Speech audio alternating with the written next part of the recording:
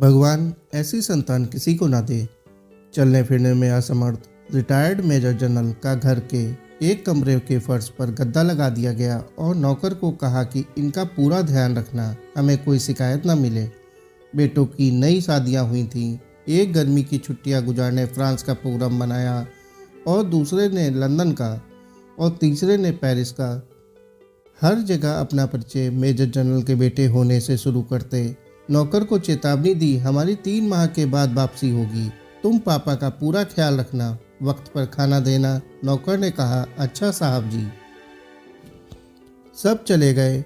वह बाप अकेला घर के कमरे में लेटा सांस लेता रहा। ना चल सकता था, ना खुद से कुछ मांग सकता था। नौकर घर को ताला लगाकर बाजार से ब्रेड लेने गया तो उसका एक्सीडेंट हो गया। लोगों ने उसे हॉस्पिटल पहुंचाया और वह कोमा में चला गया। नौकर कोमा से होश में ना आ सका। बेटों ने नौकर को सिर्फ बाप के कमरे की चाबी देकर बाकी सारे घर को ताले लगाकर चाबियां साथ ले गए थे। नौकर उस कमरे को ताला लगाकर चाबी साथ लेकर गया था कि अभी वापस आ जाऊंगा। अब बूढ़ा रिटायर्ड मेजर जनरल कमरे में बंद हो चुका था। वह चल भी नहीं सकता था, किसी को आवाज ही नहीं दे सकता था। यहाँ 3 महीने बाद जब बेटे वापस आए और ताला तोड़कर कमरा खोला गया तो लाश की हालत वह हो चुकी थी जिसका वर्णन भी नहीं किया जा सकता है।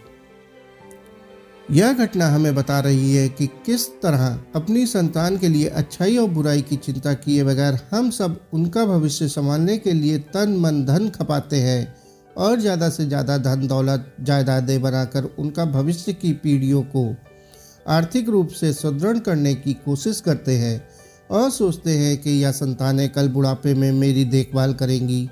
अच्छे स्कूलों में भौतिक शिक्षाएं दिलवाने की आपाधापी में हम ये भूल जाते हैं कि जीवन उपयोगी नैतिक मूल्यों, मानव युक्त संस्कारों, धार्मिक विचारों की शिक्षा देने से ही मानव का पूर्ण विकास संभव होता है। नैतिक, सामाजिक, धार्मिक, मानवीय की शिक्षा को हम समय की बर्बादी समझते हैं।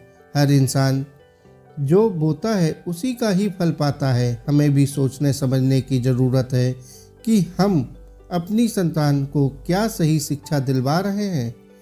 कहीं हमारा हाल भी ऐसा तो नहीं होने वाला।